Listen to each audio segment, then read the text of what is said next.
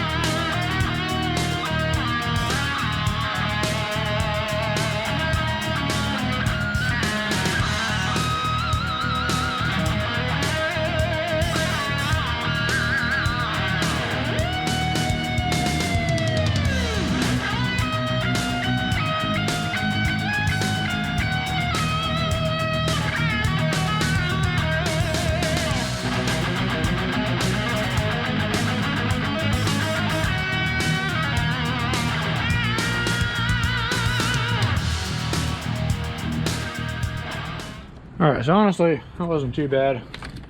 This is the new one. So I can feel a little bit play in there, but it's not, I don't know. It's not as crazy as I thought it was gonna be, to be honest, so we'll see. I mean, I can visibly see it and feel it in the pulley, so I guess it is that bad. It's just once you lose most of the rotational leverage. Yeah, there's our new one. Our milling pump. Feels nice and tight, so it is what it is. Only 4 bolts on this sucker, so when it's in, it goes like so. We got 1, 2, 3, and 4. And then, yeah, that's really about it. So the thermostat housing goes here. Heater hose attachment goes here. We're not going to put this side back in yet because we got to go ahead and do the intake still, but fairly quick. I'm going to at least get this bolted back up and some of that stuff back in. So we'll do that next.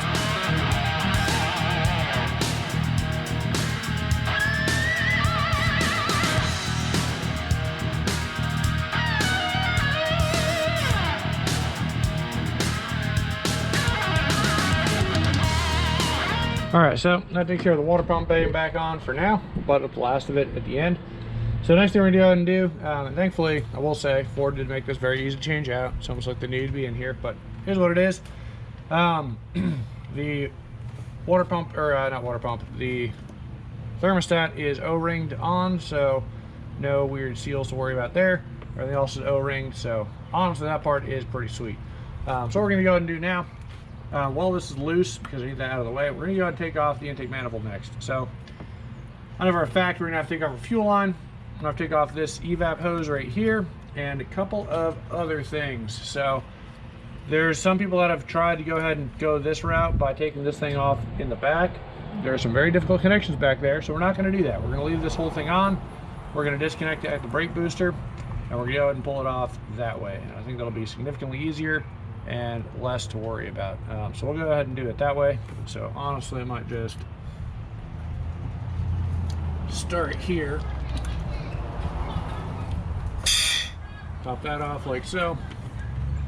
I have a little bypass for my four-wheel drive module because that thing's being a turd right now, and honestly I haven't figured out how to unturd it yet. Very technical term there, so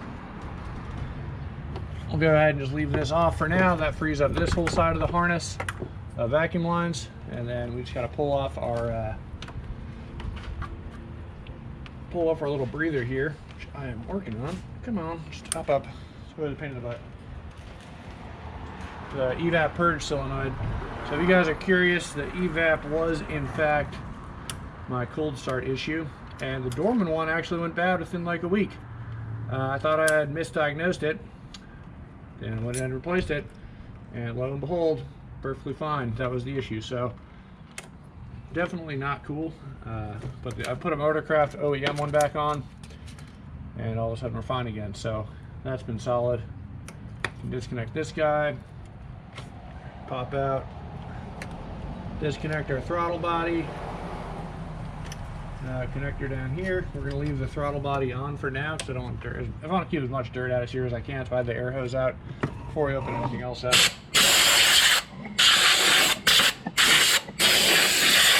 I think we're good, but obviously you want to keep as much dirt out as possible. So from here, let's see now. We got to go ahead and detach our fuel line, which is right here. I'm going to grab a microfiber to capture the fuel that's going to come out of there.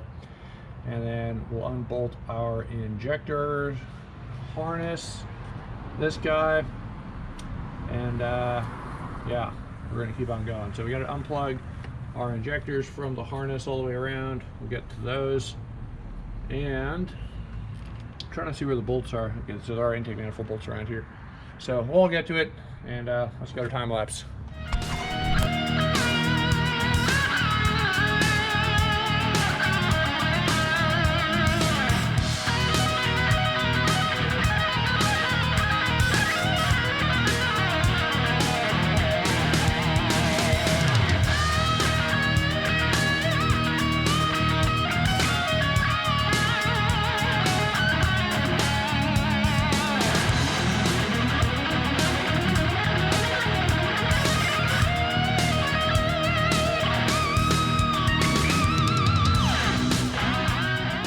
All right, well, that was not as bad as I thought it was, and somehow worse. But what are we still hooked up to? Okay, so this is the actuator in question that's been clicking on me, and I can see that it is hooked up. So first off, let's go ahead and flip this thing over, see if we can see the runners right here, which, to be honest, I don't actually see them. Unless the runners are further in somewhere. Wonder if they're on the opposite side maybe? So that's super annoying. I was hoping I see them right here. and you'll be able to get an idea what they look like, but I don't know, maybe not. Let's go ahead and pull off the, pull off this actuator first and see if we can see what's going on. Alright, so it appears to be a T20 Torx bit, and let's go ahead and pull this thing off. Oh, that's not ideal at all.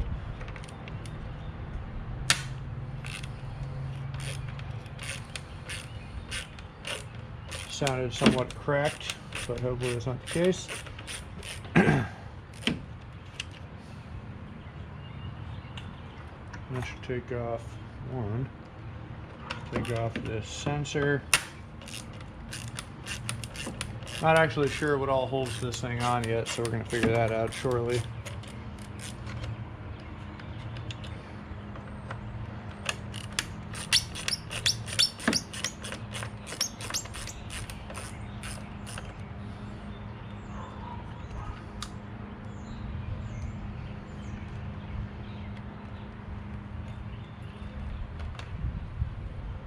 Alright, so that appears to be, I don't know. I don't know if it's broken or if that's how it's supposed to be. It's kind of not what I was expecting, to be honest. Tiny little piece of plastic in there. I low-key wonder if that's what's broken. Interesting. Huh. Not what I was expecting. Anyway, so let's see, there's a second Torx right here.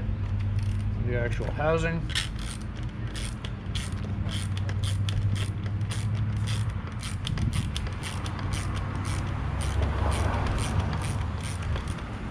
Good for you.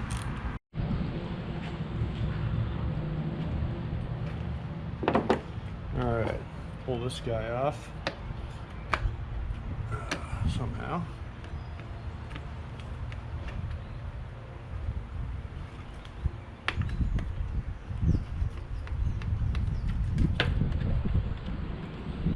No. Try to bring anything up. Let's see.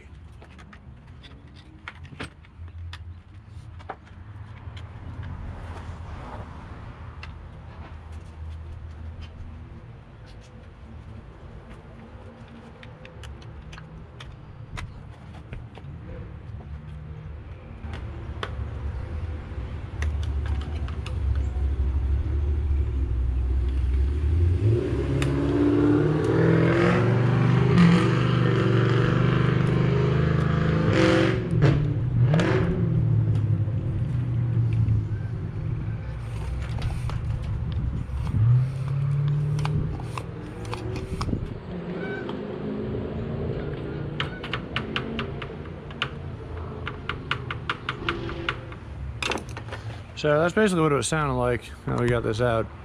Had this weird, basically, you get that vibrating through the whole thing. Question is, I'm not sure why I was doing that. No springs on this. Feels fairly good. So I'm honestly going to go ahead and, if I can get this thing off. I want to vacuum test this actuator and see if maybe that's what's causing it.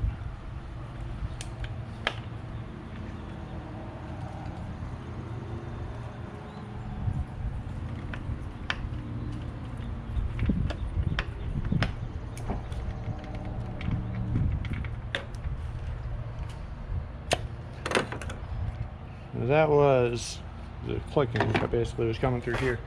This thing is also interesting. That could also be our issue. So there's a little tiny piece of plastic right here that I think is supposed to be probably this guy, in all honesty. It should sense when it's open and closed. So if it repeatedly is trying to close and open, that could potentially say what's wrong. I think that was supposed to come off in one piece. So looking under here though, yeah, there's our runner. So nothing's broken. I can see all the runners. Nothing's broken. Feels good. So I do think it might have actually just been that actuator, because this actually piece of metal's in good shape. See anything else. So I don't see anything else in here that would indicate it being broken. This one. Oh. This one's broken, 100%. See that? I'm moving it here. Okay, that's wild. I thought it was going to be this side. Maybe that was the side clicking, but yeah, this side's absolutely broken. So, there we go. Wild.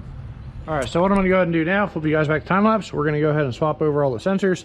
It appears just to really be these two, this one, and I have a new actuators that we're going to put on the new, I really hope this comes with the actuator, but regardless, should be okay, hopefully.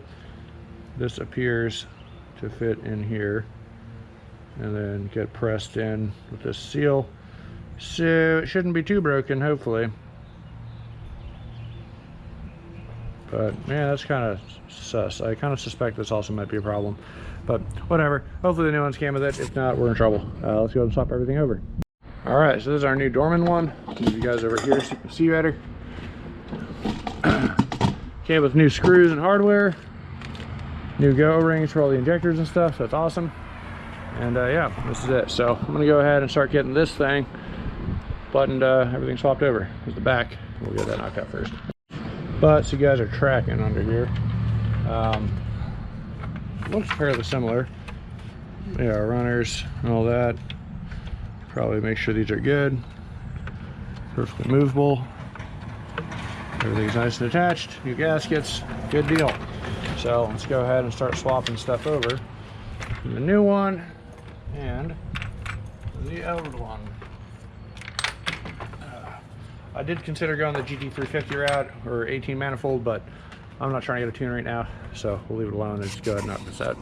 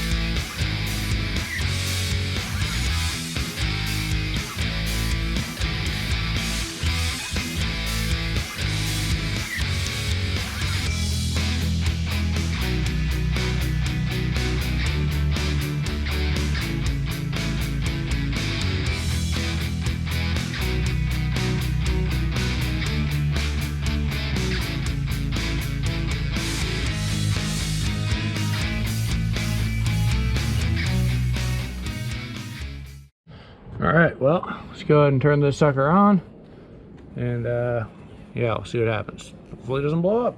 I'm sure it won't, it'll be fine. But yeah, let's go ahead and turn this thing on and make sure it sounds good. Belts should be aligned and all that stuff. I think we'll be all right. All right, turn the key over, No fuel squirting out, so it means our connection's good. Just gonna turn this thing on.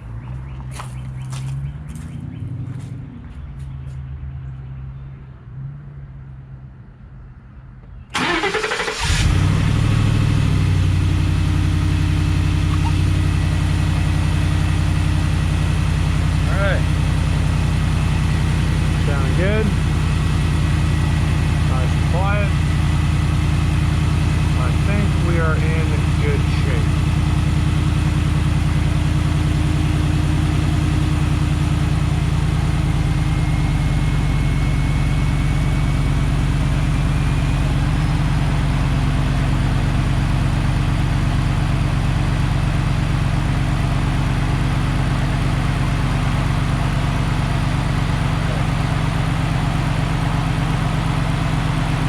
Wobbles on our water pump, so yeah, I do in fact think we are good to go.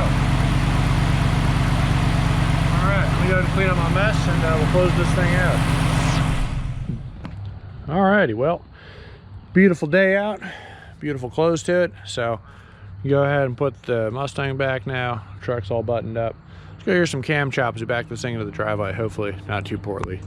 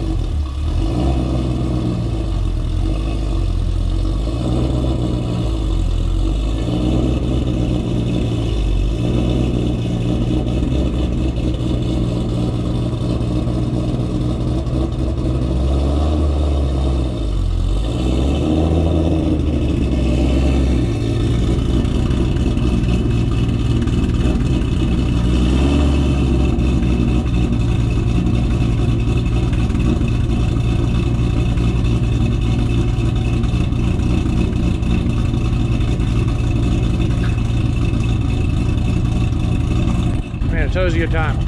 Tells you a good time to listen to old girl chop over here. It's, hell yeah. Badass, man. Freaking love this car. So, we're just gonna do it for this video, I guess, and let's go ahead and close everything out. Sounded good.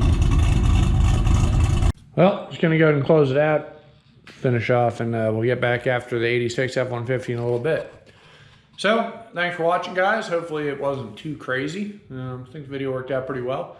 Hopefully the F-150 is good to go now for a long while. I don't see anything else crazy that could be happening. The little four-wheel drive thing is a little weird, but it is what it is. The bypass will work for now, and then I'll revisit it down the road. Pretty sure the actual